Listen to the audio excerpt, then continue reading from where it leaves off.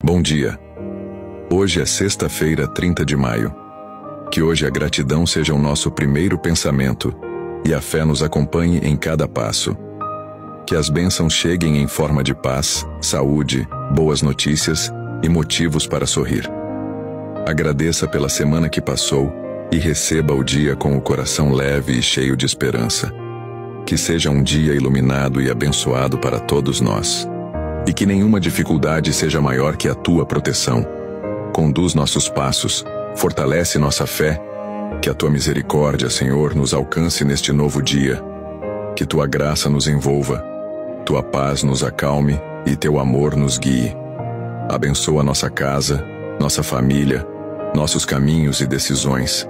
Renova nossas forças e nos livra de todo o mal. Que hoje seja um dia de bênçãos, proteção e gratidão. Amém.